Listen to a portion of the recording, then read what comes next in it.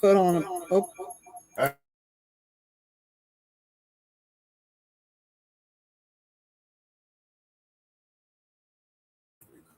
oh, okay. Now we're good. Okay. I think. Are we good now? Yeah. Okay, I'll turn the camera on. Hey, everybody. All two people. Yep. Sam and C4, way back. Yep. Good to see y'all. Good to see y'all here. Hi, Mama Hi, Jan. Mama Jan. Yeah, we took There's Shirlene. Shirlene. Yeah. Great to see all of you. We played hooky last night just because we wanted to. Not any special reason. No, just other than it's just us here. Yes. Our we took Dustin down to Cumberland Saturday morning. prodigal son is in Connecticut. He's traveling. Yeah, put him on a bus for Connecticut, and as you could tell by his lives over at the We'll let him tell it. He's here. Oh. Hi, Jared or Dustin. Where do I get this Jared? we were talking about Jared today, so he's kind of stuck in my brain. Hi, Ellen. Yeah, hi, Ellen. Good to see you. Just hang out here a little bit, talk a little bit. We got a couple of surprises. I'm wearing one of them, just in case anybody. Yeah, here's your commercial for. Yeah, it's on this side. Okay. Here's your commercial for USCCA. Commercial break. USCCA. We just got started. What does USCCA stand for? This is cute. I actually don't remember. United States Concealed Carry Association. That's what I thought. And it is one fantastic organization. I was a member a while back, and it was back in my days when I was pretty well laid up, so I didn't really have a lot of reason to keep the membership at the time. Well, they have some great educational materials. It's all about education. Once you're a member, they have thousands of hours of educational study on anything you can think of as far as the Second Amendment, the Constitution, guns, right to carry, guns and gun care and gun safety, and guns, and they even have information on building guns, working on guns, and so on. So it's a wealth of information. They also have fantastic insurance for people that conceal carry or open carry. They have classes on what to do if you find yourself in the unfortunate situation of having to use your weapon, and what to do, what to say, your as rights, far as your rights on the scene. If you say worst case scenario, you have to shoot somebody and they die. As long as it's a legal shooting, USCCA stands behind you. That's what it's all about. It's something that anybody who is a Second Amendment person that believes in right to carry, you should definitely check into USCCA. Worth every dime. No. Plus, you get really cool gear. Yeah, they have great merch. I'll show off a little bit of. I'm kind of proud of this. With the calendar. You can hang the calendar back up later. This is the one I've been waiting on. This is a backpack. Mini backpack. It's got pouches, straps, zippers, Velcro galore. It's got the really nice 4-point strap. Expandable. Waist belt, so you can really load it up with weight in case you want to carry nothing but a bunch of shells and ammo. It has the shotgun shell loops on the back of it. It is 100% USCCA. It even has a place to carry your grenades if you need to. Oh, yeah. Funny you remembered that. I guess it could be used for anything, but it reminded me of a grenade clip back in the day when we used to wear this kind of straps. But yeah, it's a handy dandy clip, I guess. I don't know, use it about anything. Reminded me of a grenade clip. You can Let's hope it doesn't come to that. you can hang your water bottle on it. Ms. Q is always surprising me. When I got my membership, of course, I got this shirt. It has, No, that shirt and that shirt and the hat I bought. you bought them. That's what I said. You bought them from the merch page. This one has. Can you say it? Yeah, it has this rattlesnake with "Don't tread on me." Don't tread on me on the back. And I like this one because it's OD green. Has the insignia on the front, and then on the back it says "Landed the free because of the brave." There we go. I really like that one too. Man, it's surprising with this one. Keep this in a surprise. Red shirt. It's Return of an Old Friend. It's Well, full of holes. well, your black one was full There's of been holes. 3 of them. Yes, this is the third This is one. the third shirt, and it's different. Maybe the last one. Keeps wearing them out. Can you see it? Yeah, down a little. There you go. Good. It says we the people see the truth. So, yeah, the usual. The mask is a little different. Plus, it has red hair. Yeah. I don't think he had long red hair before. That is awesome. And then also, this came with the set. It's complimentary. Yeah, the pack and the pack and the ammo bag. This ammo bag, nice heavy duty, Messenger bag. no rip stuff, and it'll hold a lot of shells, a lot of ammo, bullets and shells. Little second amendment test there. What's the difference between a shell and a bullet? I don't know. A shell goes in a shotgun, Right. and a bullet goes in everything else. A bullet goes in a rifle or a pistol. Right. I'm glad you made it up there, Dustin. Oh, finally. Bet it was a long trip with that really interesting ending there. But let's see what we got. 13. That's enough. Yeah. Go ahead and pull it up there. You good? Oh, Talk a minute. yes. Well, since we've been having rain every day or every other day, the campgrounds kind of turned to soupy. Instead of having dusty clay, we have soupy clay. So Q and Dustin came to the house, and Friday we took Dustin to the bus station on Saturday so he could get a ride home, which unfortunately the bus had a little breakdown, and they were stranded for a bit, and he finally made it. And he finally made it to his dad's house, and not sure which day he's coming back. Tuesday, Wednesday.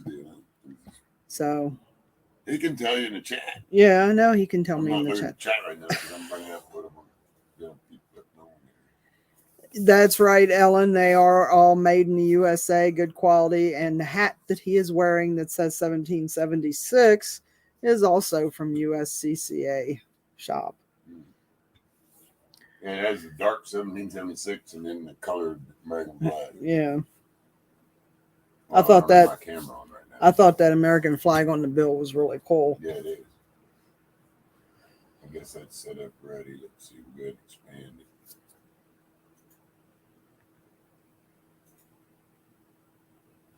I'm not going to be able to hear it unless I guess I can turn my volume up and you turn yours down. Yeah. No, I'll mute my microphone while that's playing. Go ahead and make it full screen. Oh, can't go full screen. Not yet. You have to share, or That's the show. you have to start it and then go full screen. He's still working on the days coming. Oh, okay. Let's see, percent. Share screen. Yeah. 22. There. Is that the full screen? Uh, It is. We'll start it up. there you go. Now it's full screen. Got to do the sound test.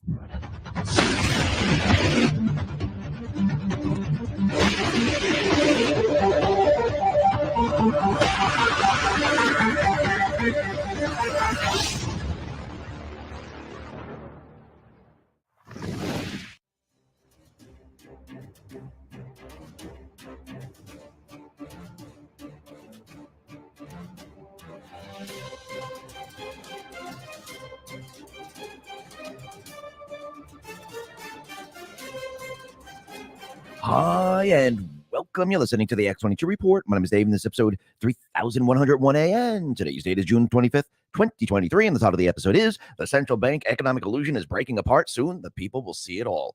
Let's get right into the economic collapse financial news. Now, the deep state, the corrupt politicians, the private what's a central bank, the World Economic Forum, their entire economic illusion is completely falling apart, and the people, they're starting to realize that the system just doesn't make sense. And you can see it in the blue states first. The people are seeing the entire economic system in the blue states completely fall apart. I mean, just look at California. We were told to look at California. Right now, there's a poll that says 4 in 10 Californians have considered fleeing the state. Now, from this poll, the people are saying, listen, it's too expensive. Companies are moving out of here. There are major problems within California.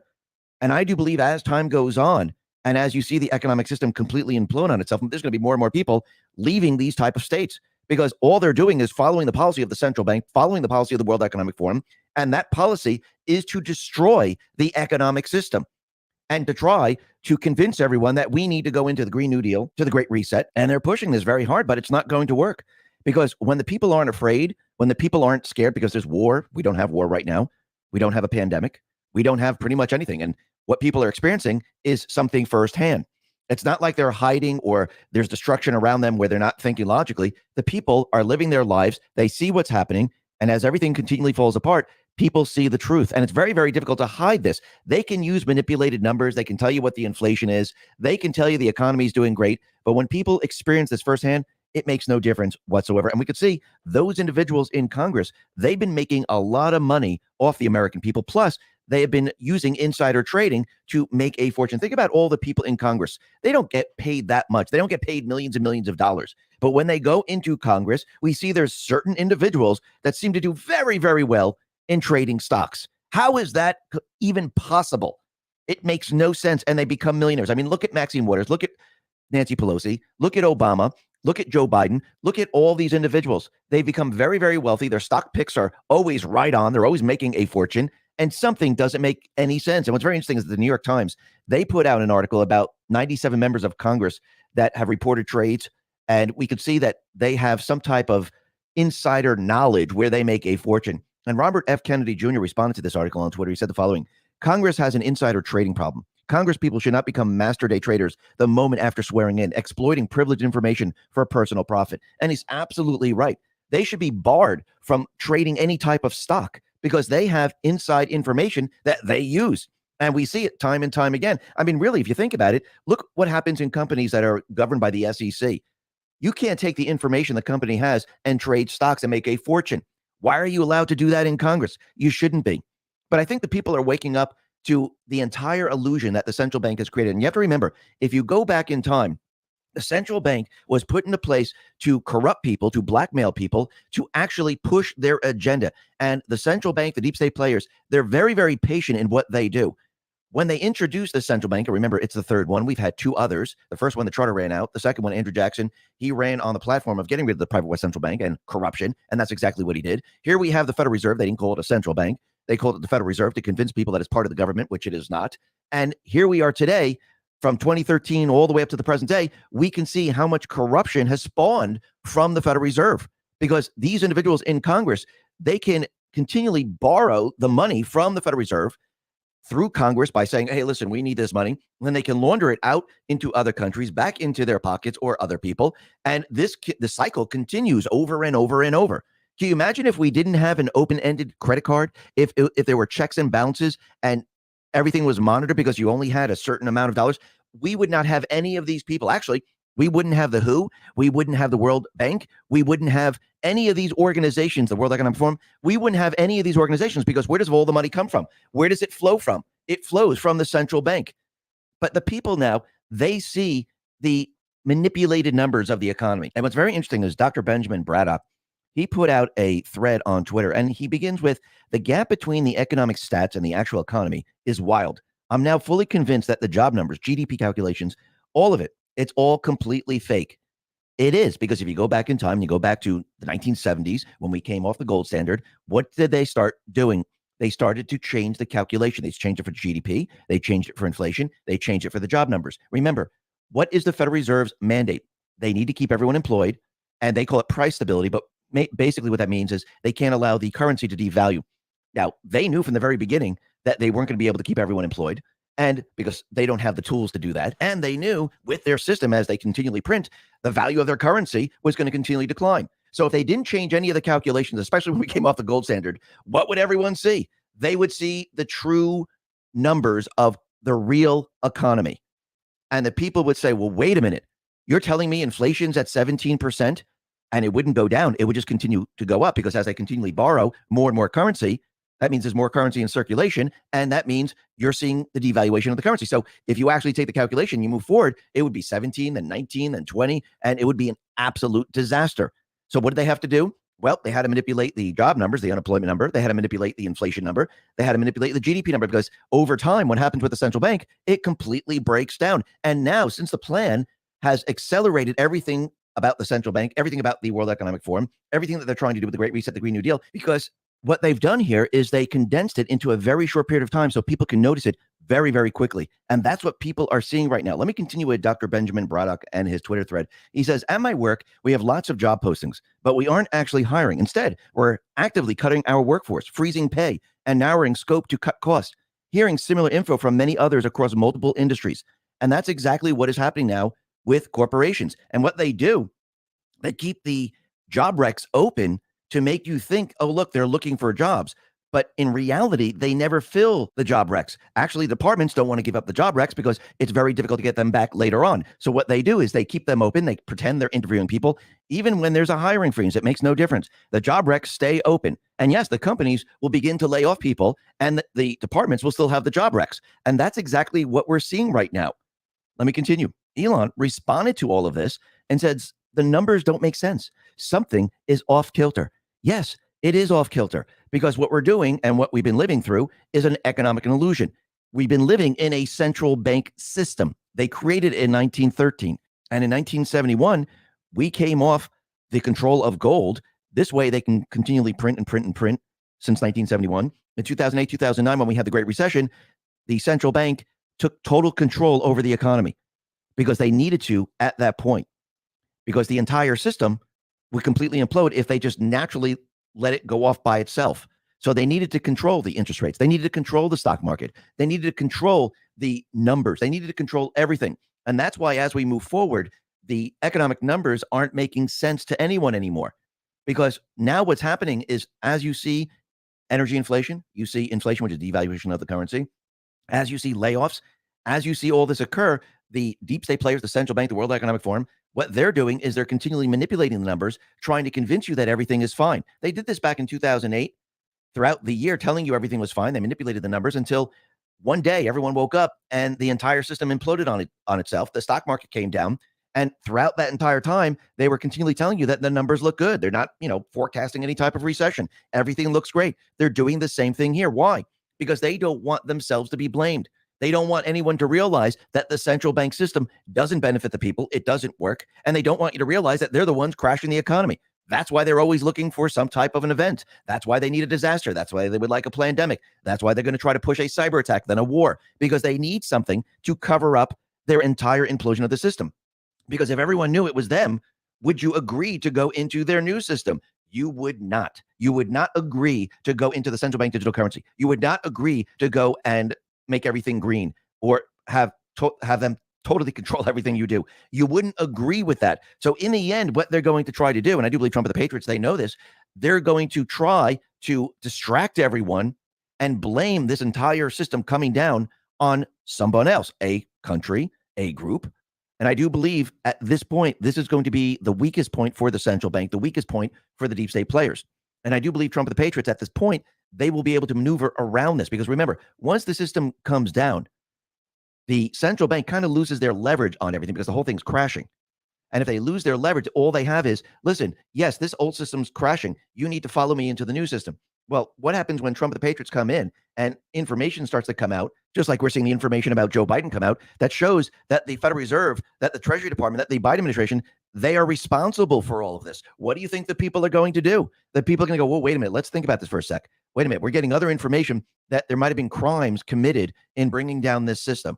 And once the House gets wind of this and the information starts to flow, then everything starts to turn around. I do believe Trump and the Patriots, they're going to use this entire crisis because it's going to make the central bank very, very weak and vulnerable at a certain point. They're going to use this against them. And you can see that now people are starting to realize these numbers don't make sense. And as we continue down this path, more and more things aren't going to make sense in the economy. And yes, we're going to see probably alternative currencies start to move up, especially when they lose control over the manipulation. And you'll start to really realize when they lose control because things will start to skyrocket, even when they're dumping paper contracts for gold, even when they're dumping Bitcoin. When you see these alternative currencies continually move up and up and up, even they tell you that, oh, everyone's dumping it, that tells you everything you need to know. That at that point, that will wake everyone up for everyone to realize that they have lost complete and utter control of the entire system. And now the alternative currencies are actually shining a light on the fiat currency, showing you how it's worth absolutely nothing. And I do believe in the end, that's what people are going to recognize, especially when they lose control. But at this point, what we're seeing is people are seeing the illusionary economy and people are dissecting it. They're looking at it and they're saying it doesn't make sense because it doesn't fit with what's happening in reality. The illusion is now separating from reality and people can recognize this. And when people can recognize this, well, they start to think. And I think in the end, what's going to happen when everyone sees all this, people are going to demand we go in a completely different direction than what the central bank is saying, what the Biden administration is saying, what the Treasury is telling us to do, what the World Economic Forum is telling us to do. I think what's going to happen, that people are going to say, you know something, this is your economy now. Look what you've done to it. And now we know the truth. We can see through this. We see the illusion. We see it all. We're not doing it. We're not going where you want us to go, because if we go where you want us to go, it's about control. It's about censorship. It's about shutting us down. It's about monitoring our spending. It's about controlling how we live. And the people aren't going to go along with that. Listen, everyone, thanks a lot for listening. Be well, be safe, and especially be prepared. Thanks a lot.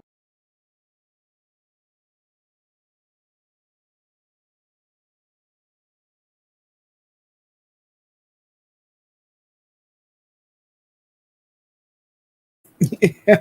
Back to mute. I wasn't Now going I'm to. unmute. I wasn't going to turn my microphone back on until you got that volume shut off. Yeah, thought we'd want to play that simply because Dave talks a lot about the central bank, which is something I talk a lot about. And I'd share something with everybody that I shared with Dustin the other day that was an early sign for me that things were not quite right with the money that we use in this country. So it all started back when the United States Army decided to send me to what was then West Germany for a permanent duty station.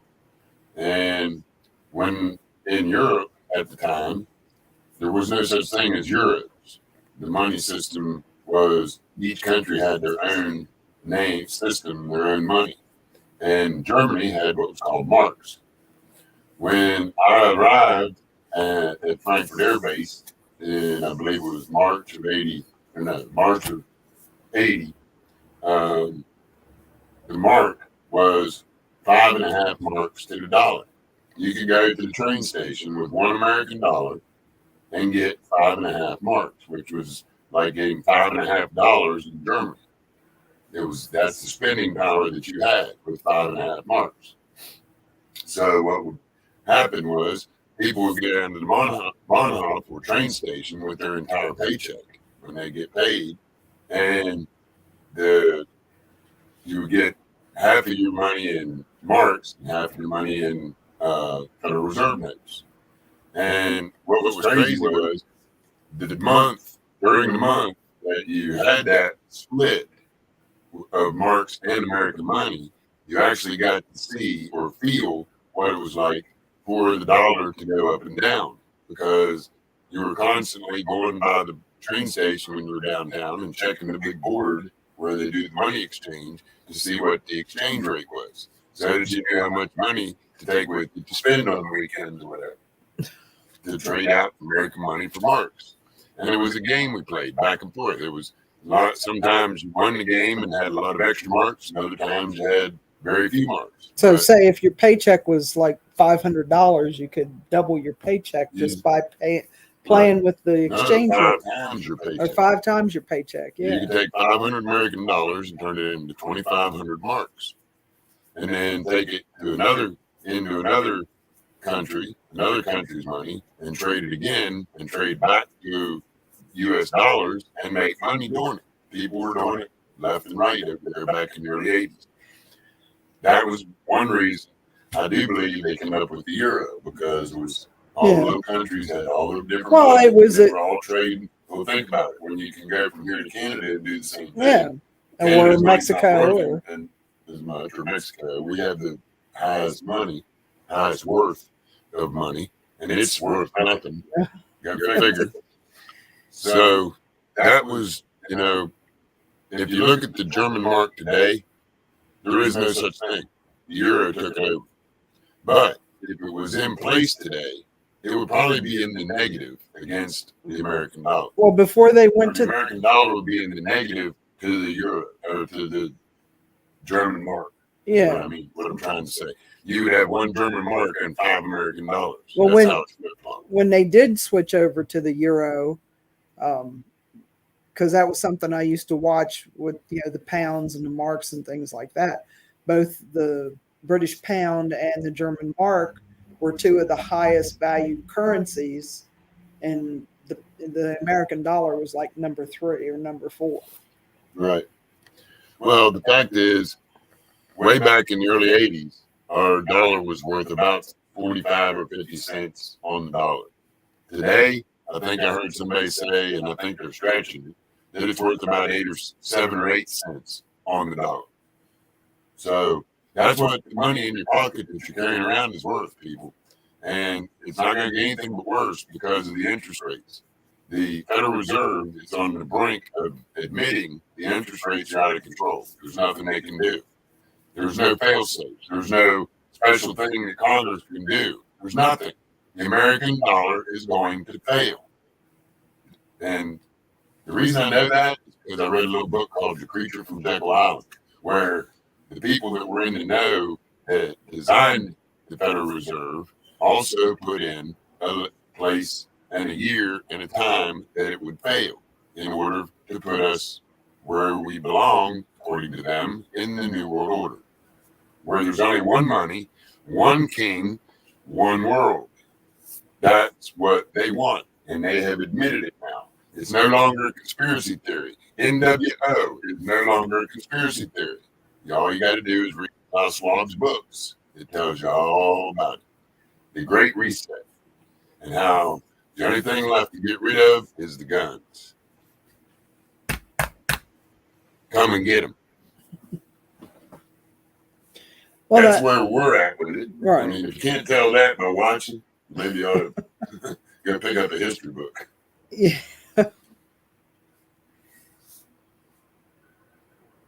You're not supposed to be reading, you're supposed to be talking. I know.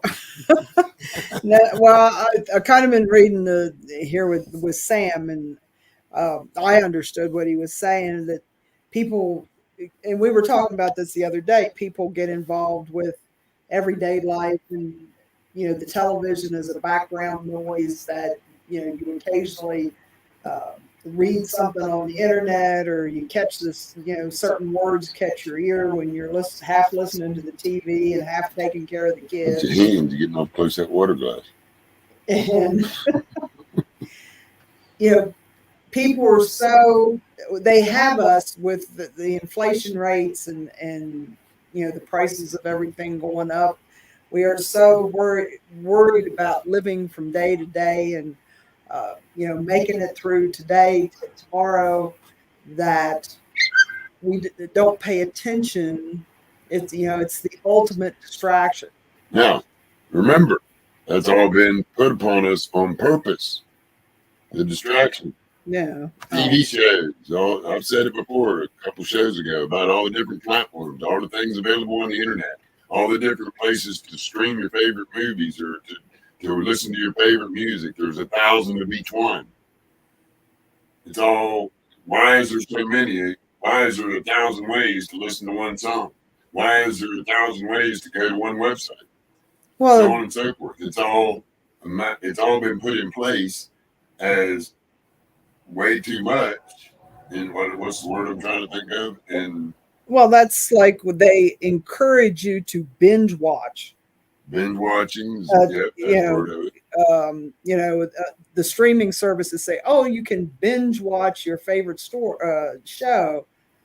Like you have nothing better to do for 12 hours than sit and watch 12 episodes. See, now I can vouch for binge watching under certain circumstances. Well, if you're recuperating from surgery or right. taking enough pain pills to make an elephant stone per day. Yeah. You know that binging is good on television shows and stuff. But it's not good for the person that comes home from a hard day's work and trying to earn that paycheck and make it as much as possible and support that family and them children and so on. And then to go into their wherever they watch their TV and sit down in front of the TV and ignore everybody and everything. And I know there's a lot of that goes on. And that's the reason that they put all that stuff on there. 500, 700, 900 cable channels. That still don't have 40 anything or 50 movie channels, none of which have a good movie on. Hi, Jared. This goes on. Yeah. They're so hard up in Hollywood to keep us distracted that they can't come up with any real ideas anymore. The writers have been on strike for I don't know how long, and all they're doing is remakes of all the old stuff. Right. That right there that's a sign. Okay, if Hollywood's out of ideas, maybe it's getting to be the end of something. Or they've like I said, to me that's a sign. Or they've stunted our imaginations so badly that. About the part where if you're going to go to the bank and draw out your money from their bank, it's like you have to have special permission these days. You have to have your photo ID, and it's got to be the right bank and the right card with the right name on it, and then they still want, to question your ID and different things. The reason I'm bringing this up is because I've had to move around some money in not too distant past, and they have made it where it's almost impossible if you're dealing with anything over about $300. If you want to go cash a check and it's not your bank, good luck. Oh, forget about that. Good luck. And see, this is the thing. Wait a minute. I thought they were all FDIC insured. They are. Okay. Then why can't one bank give you the money that you have on that check that's guaranteed by the other bank that's FDIC insured? So what's the big deal here? Aren't they insured? That's my point. Well, they put it down to fraud. There was so much fraud with check kiting and things like that, where people would do that. They would take a check that they knew was a bad check, and they would take it to another bank, and they would cash it. And they knew they had, and this was, No, wait a minute. Yeah, you're talking about before computer time. Right. And I'm talking about today. Well, technology today is ignorant for one bank to tell me that I can't get my money out of a different bank and use their bank to get the cash. Now, let's explain why we can't do that. Okay. We all know that the money is based on checks in a ledger book. It's not based on gold or silver or anything else. The money in your pocket is based on check marks in a ledger book. And when they close the ledger book for good, the American dollar is done. And that's the way it's put in The Creature from Jekyll Island. The paragraph actually says, when the ledger book closes, the American, the central bank, $1 is done. So if you think about what that means for world trade and so on, when you take away what used to be the most powerful money out there, what does that mean? What happens? Well, the world order. Yeah. We're ready for just one money at that point. Right. Because the United States are the only ones rebelling against one world order. There's a few other countries that follow our footsteps in it, UK. but we're the biggest. We're the superpower that says, no, we're not doing it. We're not taking away the guns. We're not getting rid of the Constitution and the Second Amendment. Yeah, Jared, Q is too. He took that picture of Bree sitting up in blue, made it his Yeah, I got Jared's there. I got wallpaper on his phone. Got to show you. I get to wake up every morning and go to sleep every night to my freedom angel. She's a cutie. Oh yeah. You can see the ornery all over that I child. can't wait to see her again and give her a big hug. And she sure thought that was something sitting up in blue. Yes, and give June a hug for us. Absolutely. I need to catch up, quit ranting, catch up with the chat room a little bit, guys. Well, and you were talking about that, and we just happened to, I don't know if it was an email or if it was just a blip on one of the headline services. There's a blip on the headline service on my constitutional news. And this is, You're talking about Texas? yeah, this is from thenewamerican.com. Okay, big screen, I'll do it all. This is the state of Texas is setting up a gold-backed bank. Actually, John Rich has been working on this with a couple other partners out of Tennessee to do the same thing. And I can't remember what he called Old Glory Bank or something like that. He's setting up. He's working on setting up a bank that's like this that too. Are filthy rich. They're working on setting up the banks like they used to be. The state of Texas is setting up a gold-backed bank that will allow depositors to bypass the controversial Federal Reserve System and its fiat currency in banking and commerce, according to the state representative who authored the recently enacted law. Under the measure, passed overwhelmingly by lawmakers and signed in mid-June by Governor Greg Abbott, Lone Star State officials will establish and operate the Texas Bullion Depository for anyone who would like to deposit and trade in precious metals. Yes. The implications are as big as Texas. While some analysts have said that the move may be another sign heralding Texas' eventual secession from the Union or preparation for financial Armageddon, its advocates say the depository simply makes financial sense.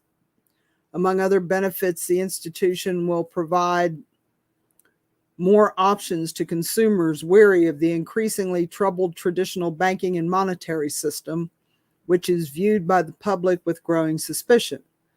The experts say the effect of making it easier to use sound money in commerce could be far-reaching. Among other immediate effects, the law creating the first state-level gold-backed bank in the nation, House Bill 483, will involve repatriating about $1 billion of Texas gold from New York. Conflicting news reports and official statements say the state's precious metals stockpile is being held either by HSBC in New York or by the powerful New York Federal Reserve Bank, a privately owned outfit cloaked in secrecy with immense power over the U.S. economy. First, though, officials will need to select a home for the Texas Depository. Today, I signed HB 483 to provide a secure facility for the state of Texas, state agencies, and Texas citizens to store gold bullion and other precious metals, said a statement issued by Governor Abbott, a popular conservative governor, after the ceremonial signing. With the passage of this bill, the Texas Bullion Depository will become the first state-level facility of its kind in the nation, increasing the security and stability of our gold reserve and keeping taxpayer funds from leaving Texas to pay for fees to store gold in facilities outside our state. The law protects the assets from seizure by the feds or other forces, too. There will be many other benefits as well, according to supporters. While other states have in recent years passed legislation declaring gold and silver to be legal tender, analysts say Texas's new depository will help supercharge the growing movement for an honest and sensible monetary system founded on real money rather than debt-based paper notes conjured into existence by a private banking cartel. Indeed, one of the chief aims of the gold and silver as currency proponents is to restore sound money, and the Texas law would help pave the way. 10th Amendment Center Chief Michael Boldin, whose organization promotes states' rights to rein in the feds under the 10th Amendment to the U.S. Constitution, called the law an important first step towards gold and silver as commonly used legal tender in the state. He said the move has the potential to open the market to sound money, even in day-to-day transactions, by making gold and silver available for regular daily transactions by the general public. The new law has the potential for wide-reaching effect. The 10th Amendment Center also highlighted the constitutional implications, noting that Article 1, Section 10 of the U.S. Constitution prohibits state governments from making anything other than gold and silver a tender in payment of debts. Boldin said the bill takes Texas a step toward fulfilling the long-ignored constitutional obligation. Such a tactic would undermine the monopoly of the Federal Reserve System by introducing competition into the monetary system. Other experts also highlighted these effects.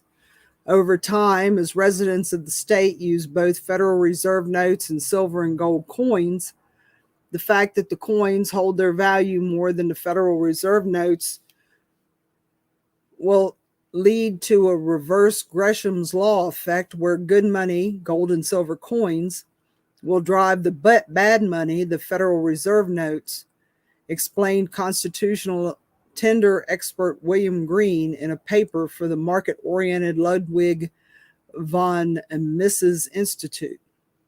As this happens, a cascade of events can begin to occur, including the flow of real wealth toward the state's treasury, an influx of banking business from outside of the state, as people in other states carry out their desire to bank with sound money, and an eventual outcry against the use of Federal Reserve notes for any transactions, added Green, who also testified in favor of the law in his capacity as a private citizen.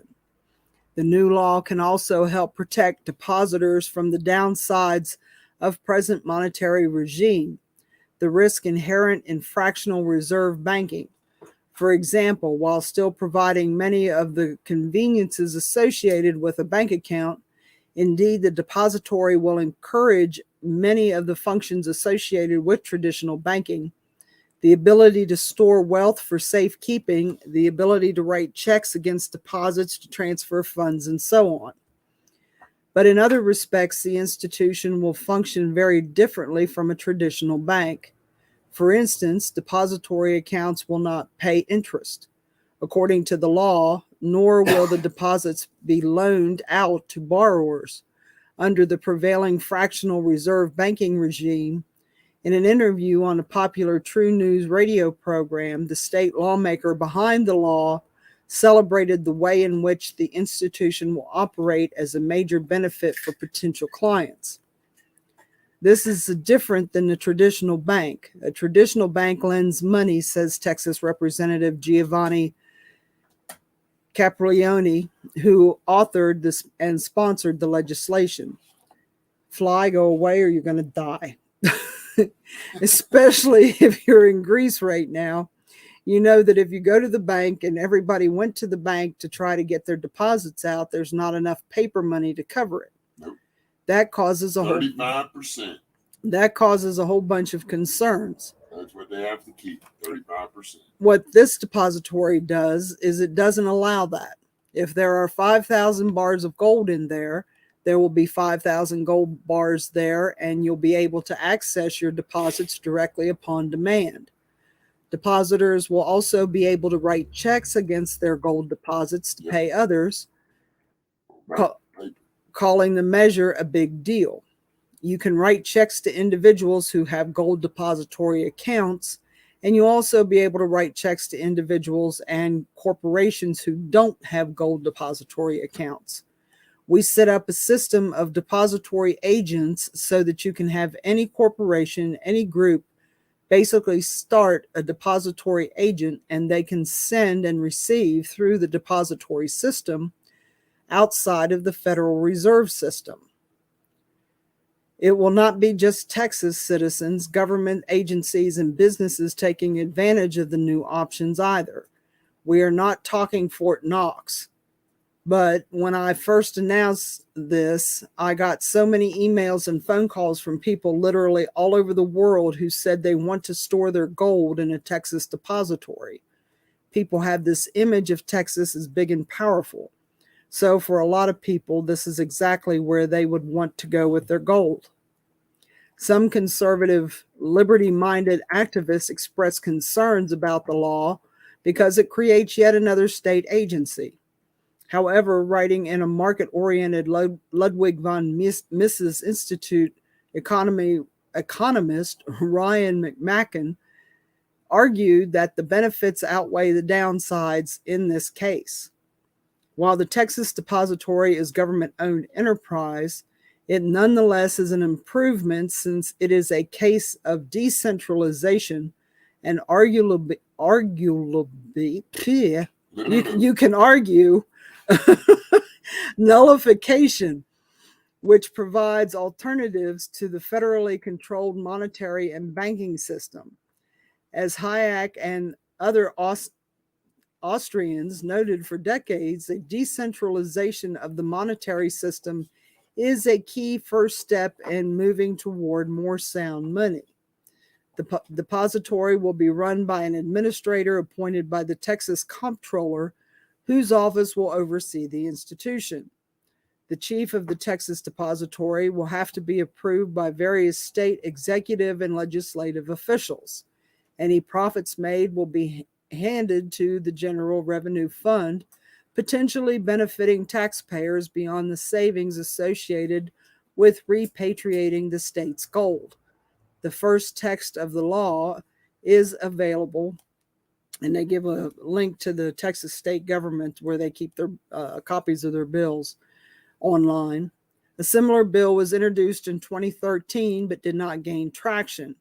This year, though, lawmakers approved by a landslide margin with 140-4 in the Texas House and 27-4 in the Senate.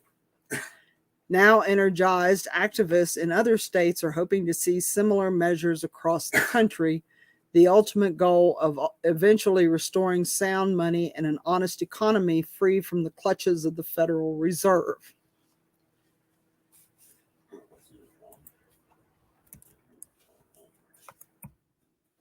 That's a real good piece. That's why I wanted you to read it tonight. Yeah. Oh, and the bank that John Rich is working on starting is called the Old Glory Bank. Yeah, the Old Glory. Yeah. That's a good name. Yeah, it is. But that's the thing.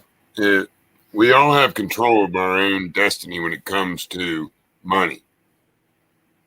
I can honestly say that because I'm one that's been out in the field getting gold.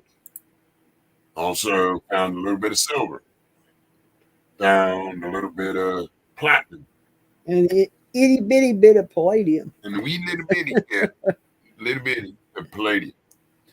And the fact is, most people don't understand that only 10% of the planet's gold is in our hands as a culture, as on the planet. Yeah. 10%, that's it. That's estimated upwards of 90% is unfound. And all I want is my share. Yeah. Well, they're saying the biggest part of the gold is in the ocean, and it's microscopic. It's microscopic in the salt water in the ocean, absolutely. And it's so microscopic that there's no way to recover it without spending a lot more money than what the gold is worth to get it. Well, thank you, Jared. Well, thank you, brother. That means a lot. Hey, you know, liberty, freedom. Yeah, I can holler now and don't wake anybody up. Yeah. And even you can even go to West Texas and find gold. West Texas. Yep. A fellow that we worked with when we drove for the material hauling Cheney. company, Cheney.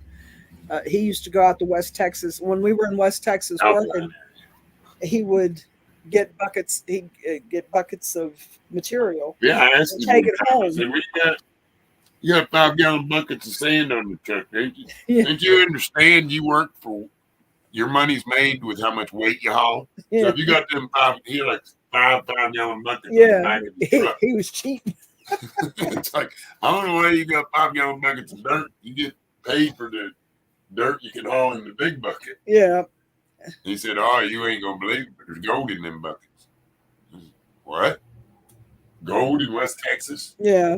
And he Sure enough. he invited us over to his house, and he took those 5-gallon buckets of dirt that he'd brought back from Alpine, Texas, and he ran them through his mini sluice, through his concentrator, and by golly, there was gold in them It was Texas gold. bar Small. ditches. And there wasn't a lot of it, but it was gold. Yeah. And it's funny because, Well, he got it out of the bar ditch. He, Yeah.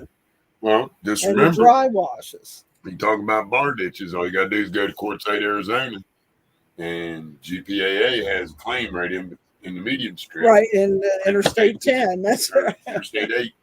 Is it 8 or 10? 10. 10, yeah. 8 goes to Yuma. Yeah, right there, just before you cross into in Quartzsite, was it 180 miles, 200 miles out of Phoenix? Yeah. About that. And yeah, let's see, this is June, so we got a couple months to get ready. Yeah. January, February is coming quick. Don't remind me. I'm spending this January, February Quartzsite Biz Q. Ooh. You can count on it like you can count on the sun coming up tomorrow morning. Bet. And we're going to have a couple of 55-gallon drums of Black Obsidian. We're going to have a 55-gallon drum or two of Alabama garnets, big as silver dollars.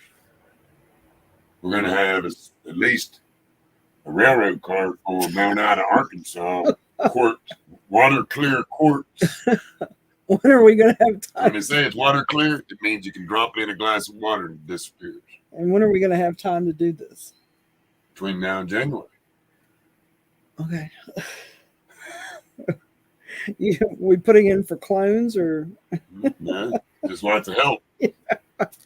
Help! No, I'm always needing help. Everybody already knows that. Everybody that's here. There's 15. I know everybody's here. Yeah. Except a couple lurkers, maybe. But yeah, this is what you're going to hear from us a lot is about the central bank and the fake money. Because if we don't get rid of that, it doesn't matter what the politicians do. It doesn't matter what anybody else does.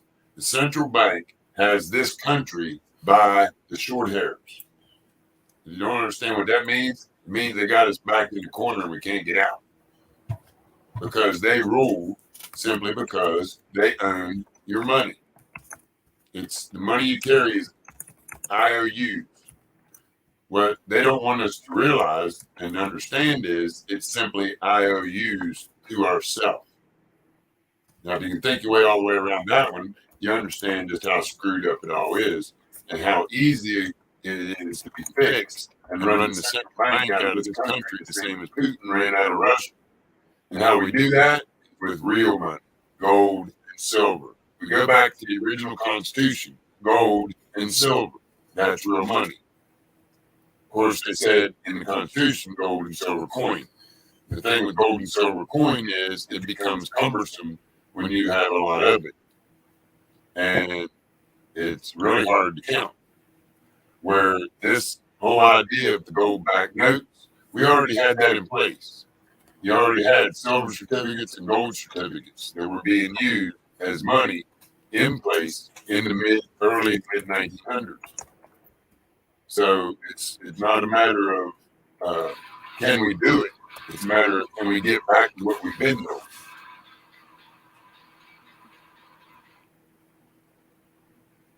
What's up? Well, yeah, that I was just chatting with Jerry. Yeah, that's why you didn't carry your money in your pocket. You had a purse that you carry, a coin purse, Right, not a change purse, but a coin purse. right. And that's where the term cut purse came from, because instead of picking your pocket, they would cut the strings on your purse that held it to your That's belt it. Right. and take your. See, Pop had a little something for that too. He wore a money belt. Yeah. He didn't even his money he carried didn't carry any wallet. He carried $20 to $30 in his wallet. The money he carried on him all the time was in a money belt. Well, that's why they always say carry your cash in your front pockets. Yep. Yeah, anything valuable carry in your front Oh yeah, pockets. cowboys put their wallet in the front pocket. Truck drivers Yeah. usually, because they don't want to sit on their wallet all the time. They put it either in the front pocket or on the dash. Well, yeah, when you sit on your wallet in a long trip, you press on that sciatic nerve and your leg goes numb. Yes. Yeah, I forgot. This is the first we've seen Jared since reading the letter. Yeah. Yeah, he wasn't on that night. That was a serious wow. Yeah, That letter was got you right there. well, it doesn't just get you right there. It's going to get me right there for the rest of my life. Yeah. That was huge. And I feel very blessed because of it. I'm very blessed because you and your family are in my family. And they allowed us into their little sanctuary there in Absolutely. Johnson City. And being that close to Binghamton, I was actually kind of relieved. I remembered I was going to be able to come up on 17 and go east, so I didn't have to go into Binghamton. Yeah. I didn't leave anything in Binghamton last time I was there. So it was okay that I didn't have to travel that far. Johnson City is on the I was thinking it was northeast of Binghamton, but it's northwest. Yeah. So, Well, it was a beautiful trip because it's a beautiful part of the country. so you'd worry about that coming off. Well, your knuckles swelled. That's where it normally is. Yeah. Q got a new ring. Finally. Been wearing somebody's old antique wedding ring, women's. No, it wasn't a woman's But a ring. men's hanky ring. No. It was a ring. We got it at a pawn shop in Fort Worth, Texas. When Because- I lost my original wedding band. Right. What we found Yeah, 3 years found it later. in a golf glove Right. after we cleaned out a storage unit. Yeah, we had all of our stuff in storage when we went trucking. I said, cool, I can go golfing again. And I unzipped the zipper on it, standing in the storage unit. Unzipped the zipper bag where the glove was. And said, "Oh, I wonder if Showed this my left glove's hand. any good." Yeah, sit down, pulled it out, shoved my left hand in, and the ring finger got about halfway down and stopped. I'm like, what the? Whoa! My wedding ring, been missing 3 years. Here it is in my golf glove. But anyhow, that one, where did it end up? It's in my jewelry box. Oh, it is. Yeah, or no, it's laying in there by the lamp in that Alright. little tray. Yeah, So we got We 3 s- now. yeah. We still have your original wedding ring. We got the original one, we got the old antique one, and then it was about, it's been 2 years ago. You know, ordered that one when you were. Yeah, And I thought I ordered one, and it was like kind of secret middle of the night deal. And, see, you always get in trouble when you do things in secret in the middle of the night. yeah, you just get them wrong. You get them. They call it, well, I got to keep it PG. all messed up. Fubar, That's what I was trying to come up with. Fubar. I wasn't getting the letters, I was only getting words. That's why I said I had to keep PG. Yeah, FUBAR. But that didn't, I got that ring, and it turned out it was a lady's ring. So, you know who got to wear that ring? I think still is. Yeah. And I went back to wearing the antique ring from the pawn shop. Well, that's been 3 years, 4 years, 3 years. Guess what? I finally got my own. Looks just like hers. Only this time it's a men's ring. See if I can get it up there where you can see it. I ain't gonna be able to see the writing. Maybe up, down. Well, you can see it's there. Kentucky first stand, and on one side it says Oro, and on the other side it says Poe. I'll probably have it upside down. Yeah, I did.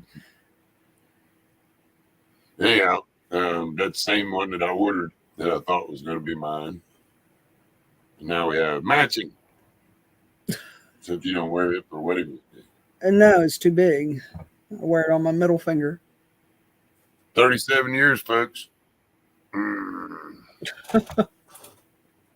We can do it. Anybody can. Yeah. Jared, Guaranteed, anybody can. Jared, thank you very much. We love having y'all in our lives, and it means a lot to us whenever we get to meet you in person. And see, that's the thing. Jared keeps saying that stuff, and I can just turn around and say, yes, Jared, and that's you guys too. Yeah, Every time he says stuff like that, because the world needs more Jareds and Breeze and June. He and June opened their home to A lot more. You and I, and or you and me, to be proper, and Dustin and the dogs, and yeah, we just had a really great time. Yeah, it was. Well, you know how I felt after I quit trucking in 13 about going even up Going into anywhere. Pennsylvania. Well, no, going north. Going north, yes. It's But I did make an attempt a couple times up that way for different reasons, and it was all right. But then to go there and visit without a big truck, yeah, that was special. without being on a deadline. And to go to Jared, June, and Bree's house and have the day that we had, which it was a full day. It's right up there in the list, maybe in the top 5, along with wedding day and stuff. No. Right up there, about, I'd say within the top 5. Number 1 being our wedding. So yeah, that's where they rank with me. Yeah. You betcha, Jared. That's cute. Crusty on the outside, marshmallow on the inside. Shh, Dustin might hear you.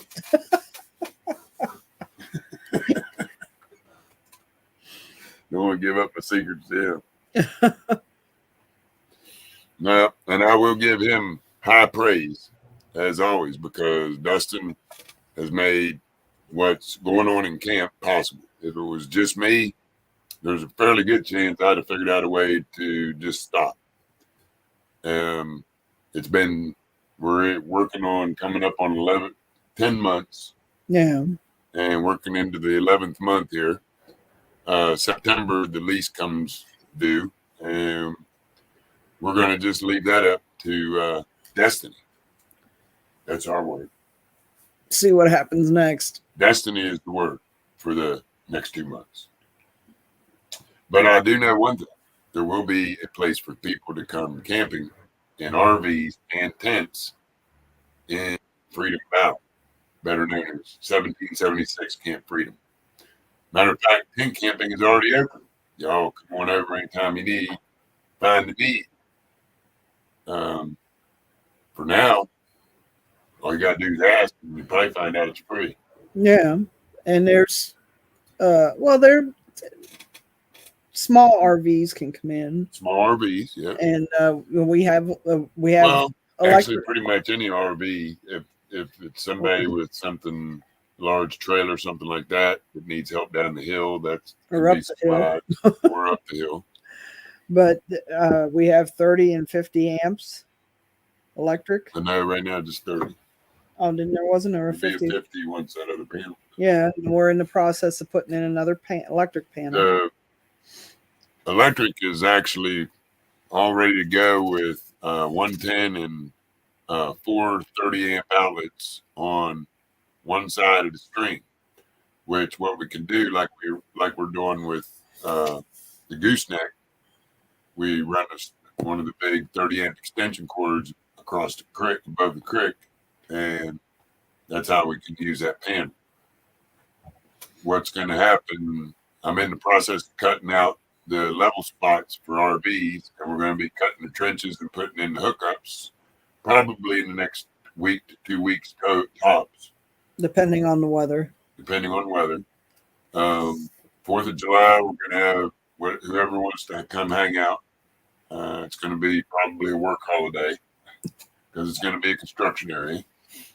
We're hoping to have at least 2 or 3, or I'm going to say 8, because that's what Alan's planning on, I think. 6 to 8 hookups in by 4th of July. So we'll have Alan's hookups going for up to 6 or 8 RVs So, if you want to come hang out on the 4th of July with us. so you're going to be renting a trencher, and Alan's going to be working his butt off. Yep. Because we got a week. Yeah. Come on. It can happen. Yeah. Yeah. Well, yeah, it It can can. happen. We're just going to keep it at that. It can happen. But tent camping, as Mama Jen found out, is wide open. We have lots of really cool spots to put you for now where there's no construction going on. If you have a need for facilities, there is the outhouse, Yeah. and that's good for that. There's a creek for bathing in. It's half boondocking, half not, because we have electric, but we're It's still working full-blown on hillbilly, baby. We're bathing in the creek. I got dust in the bathtub dug out the other day.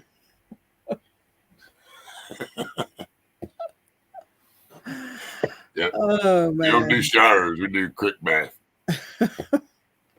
It's a bit chilly, but that's all right. Don't take you long to get clean. Well, it's 70 degrees, 75, 80. That That's ain't the okay. water.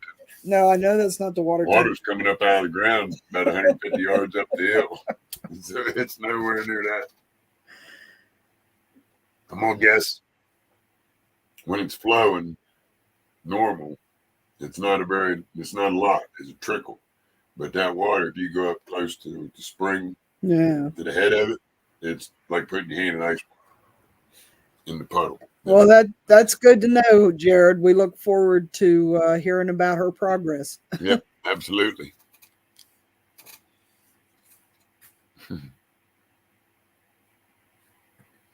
Yep, that would be great. I think we've been kind of lacking on something. Then should we put it up to a vote? I don't know. Shad or Johnny? You've been falling down on Shad. Yeah, we're about done with this one. Yeah. So Got other books, but we're about done with this one. And it's funny because the chapter it's something we've already talked about this evening, right at the beginning, actually, in case anybody missed the beginning. Driving yourself to distraction. there's a lot of different ways With to do that. Yeah. Okay, this is all about self-talk. Now remember, a few years ago, I fit into the category of individuals who give themselves minor emotional fits when they're driving in traffic. Minor? I know people who verbalize near obscenities, or worse, We should at have. traffic lights, which do change at the wrong time, or at other drivers who do wrong things like pulling in front of them or cutting them off. We should have recorded you on the trip the other weekend. And they, you just hush, you better not. When they were about to be late, they hit the equal force, the brake, the gas pedal, and the horn. It doesn't seem to have a lot to do with how important it is that they didn't get started on time. Behind the steering wheel, all vengeance is meted out with equal fury. After this emotional driving style becomes a habit, these otherwise fine individuals get so used to driving with stress that they clutch the steering wheel with the same Indianapolis 500 grip when they aren't late for anything or when they're going nowhere in particular. A friend of mine, the owner of a successful business in the LA area, is, in his normal waking state, one of the coolest, most staid individuals I've ever met. He's also kind, considerate, deferent, and understanding, except when he's trying to cross the lanes on the LA freeway and someone unwittingly pulls his vehicle in front of him. My basic belief in the goodness of humanity tells me that the young man driving the secondhand car who pulls into the wrong position in front of my friend's late model foreign import on the freeway is probably an okay person. If he only knew what adjectives had been expleted, on his behalf. And then moments later, my friend is once again his cool, calm, caring, collected self. That is, until the next unfortunate soul steers his car in the wrong direction, and my friend once again unleashes a torrent of temper on the unsuspecting driver of the other vehicle. My own particular automotive stress builders were stoplights and slow-moving traffic. Oh no, I gotta list mine, and then I'll go back to the book. One day while driving to my office, this is Shad talking, by the way. In my office, halfway I came to the astounding realization that I was doing my attitude and probably my health a great injustice. More than that, I realized that my behavior was not that which should be expected of a mature adult. Don't care. That's 30 years of trucking saying that. I was dealing with traffic at about the same level that an 18-month-old child deals with hunger. Yeah, he used to stand up in the floor of the cab. Yeah. In cab over, you didn't have to worry about bumping your head. And shake his fist and yell. And spit It's on the windshield. yeah. I made an instant decision, Shaz says. I decided that never again would traffic in any situation cause me stress. I reinforced my decision with a few simple lines of situational self-talk. And here it is. And none of this applies to one. That's after the temper tantrum. I get great relief with the stress that I relieve by doing that. So I'm not going to change a thing. But Shad did with what you're about to hear. I enjoy relaxing while I'm driving in the car. Sorry. I always give myself the necessary amount of time to get anywhere I'm going. I really do that. I always arrive at or before the time I need to be there, most of the time. Okay, we'll see which one of these doesn't fit for you. Traffic lights change at their own discretion, not mine. If the light changes before I get there, I will stop. Wait for the light to change and relax while I am waiting. I can vouch on that one. Yes. I did get to that part. Slow moving or standing traffic is not a problem to me. I now enjoy the time that I have to organize my thoughts and think about those things which are beneficial to me. I will get there when I get there.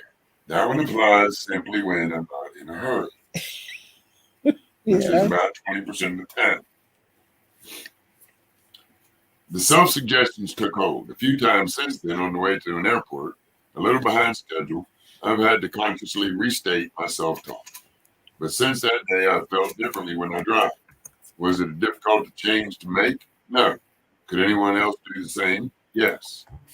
The chemicals of stress. Now we're getting to my part that I was talking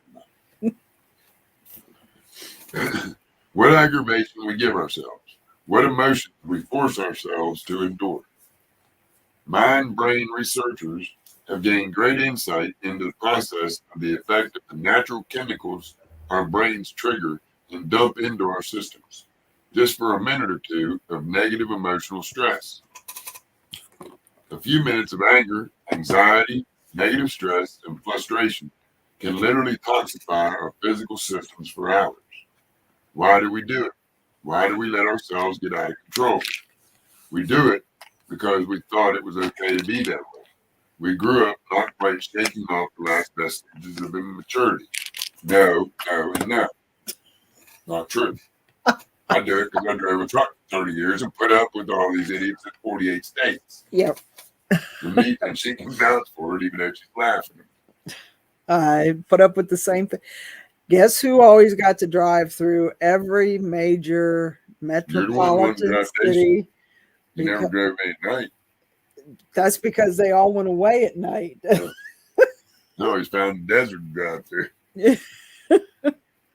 We kept a few of the negative behavior styles of our childhood with us so we could trot them back out when things don't go our way, the way we'd like them to go.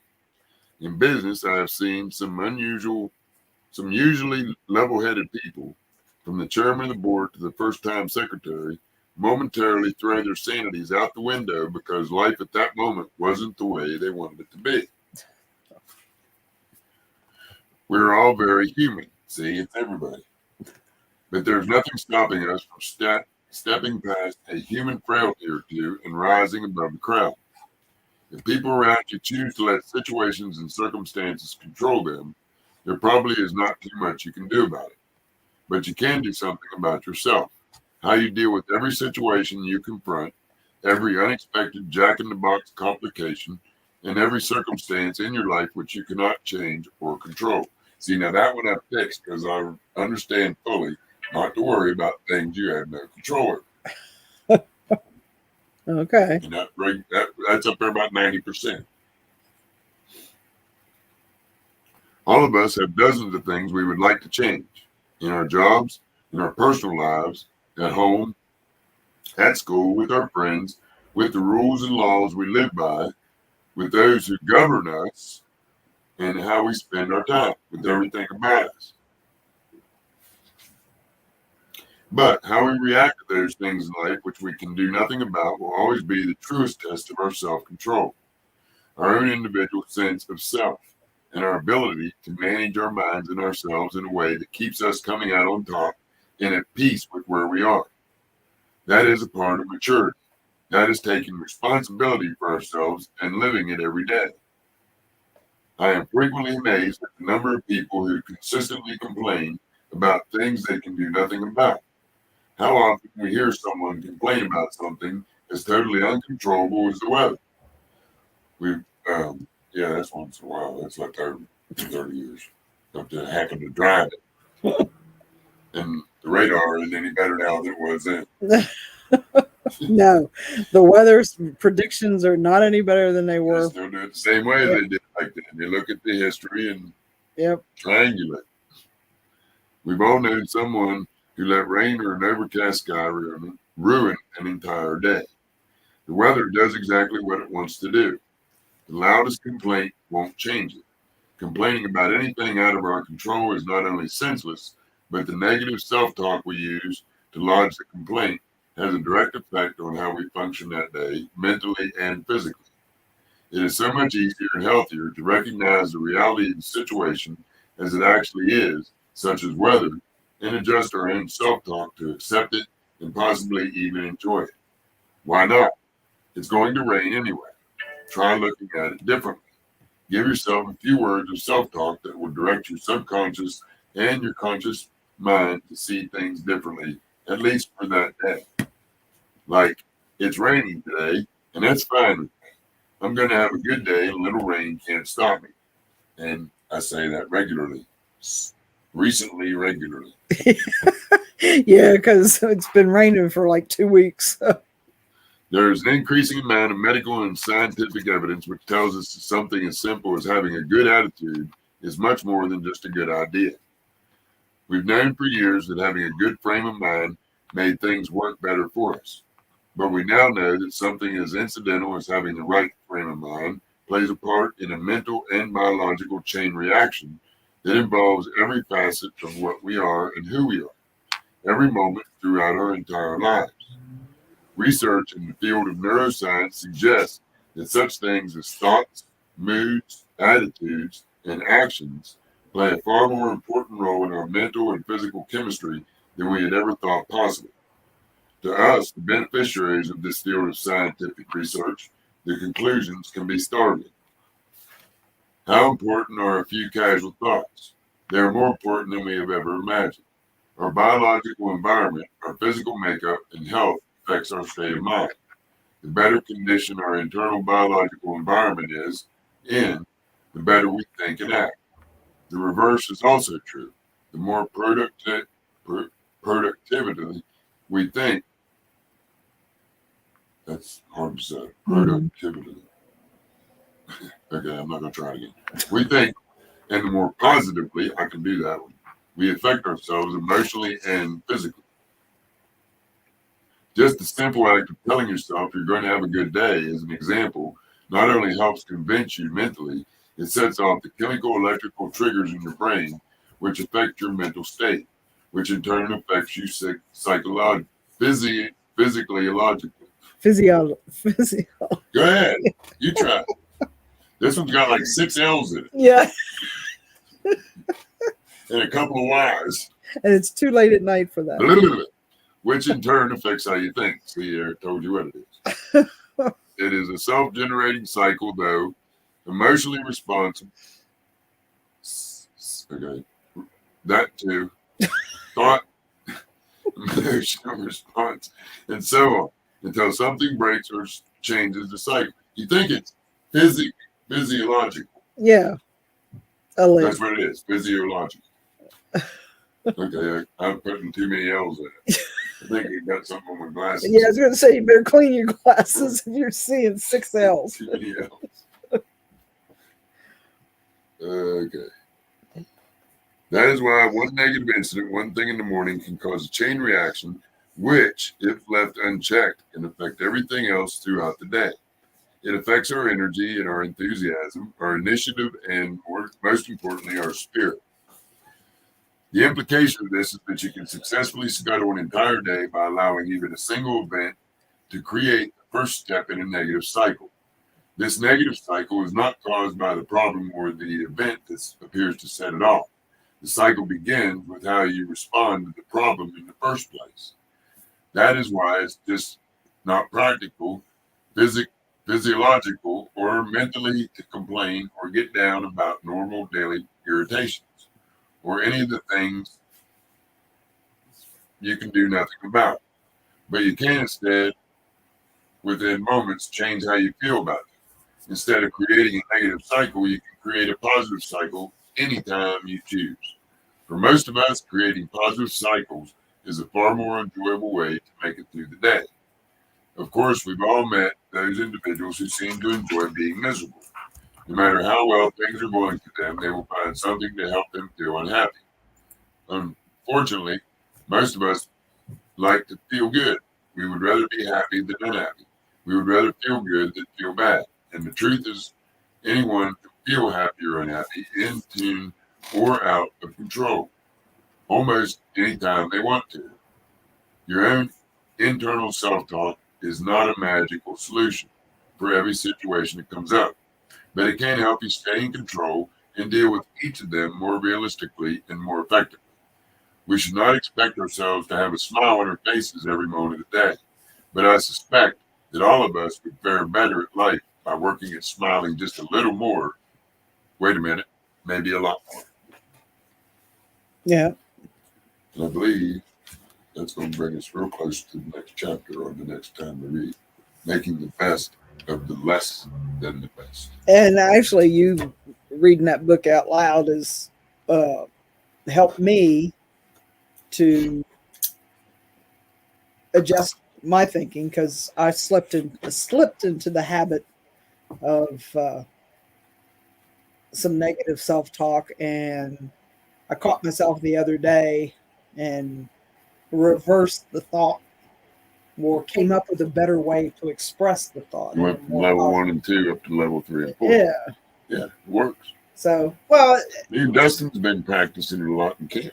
We remind each other of it. yeah. Well, it's so after reading it the first time or two, but years ago when we first got the book, and it had it became a habit, and then I kind of backslid on that habit after we came back here. So it's had its peaks and valleys. Yeah. Because sometimes you just get so aggravated that it comes out negative regardless of. Well, and then, as Grandma always said, no matter how bad something is, you got to find a little good in it. And that's what she meant by same thing what we just read in this last chapter. I've There's done a little good and everything bad. Yeah, there's been times when like things were bad or something, and you say, well, I wish I'd never done that or moved there or taken that job or whatever.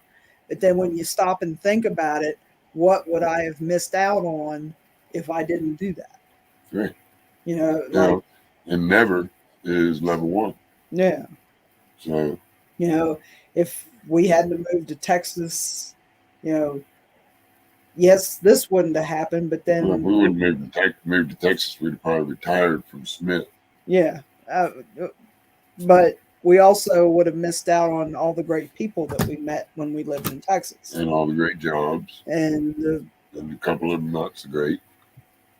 Well, and we had a lot of great experiences like going gold mining and Renaissance fairs, and rodeos and crystal mining. Yeah. So, there's a lot we would have missed out on if we wouldn't have moved to Texas. Building Interstate 20 in West Texas. Blacktop in half of Texas. Yeah. Well, anybody that travels the north route around Dallas, I believe it's 72 is the route, or 74. Well, I don't even know if it's still there. But it's all elevated. It's all up in the air. Once you go up around the northeast corner and the bridges that are there, we hauled gravel for 3 months for the cement for and put it all in one big pile. If you can imagine 30 trucks, probably 6-7 loads each a day coming off the railhead. It was a really big pile. But those are the kind of memories we have. It's, helping build Dallas Fort Worth. Yeah. Helping build the landfill that they said, this will last at least 20 years. They had it full in 5. Yeah. Well, so that was progress. Yeah. That's showing progress. How many people were already moving in back in the 90s, let alone what's going on today. Yeah. I think that might be why my brother went to a lake somewhere and got a tiny house. I think he did. I think he did that so none of his kids could move back in with him. There ain't even enough parking. You can't visit. They went up to visit his town. Yeah. But we want to thank everybody that's been with us this evening. We appreciate your continued support. You're welcome, Scooter. Good to see you. I know there's some others probably came in and out while I was reading I didn't get to see. I'm only working with one good eyeball tonight. I got a style something. There's something going on in the corner of my right eye. What the old people used to call you got a cold in your eye. Yeah. Well, no, that was pink eye. No, that wasn't. Not in my house, it wasn't. But anyway.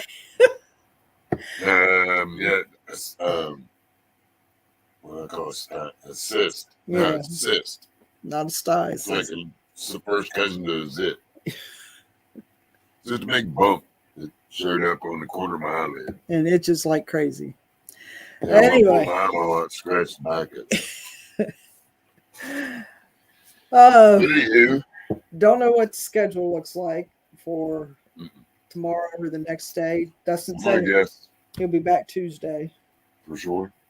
That's what he said. All right. Well, then I'm here till Tuesday. I told him to keep us surprised. We'll get a lot done tomorrow. Yeah, we got several errands we have to run tomorrow. Several errands and several things to move around and several big black bags to shove stuff in. Yeah, a couple trips to the dump and fill back blew up a couple times, go to the dump. But anyway, everybody be safe, be blessed. More later. More later. Love you. Bye. Love you. Bye.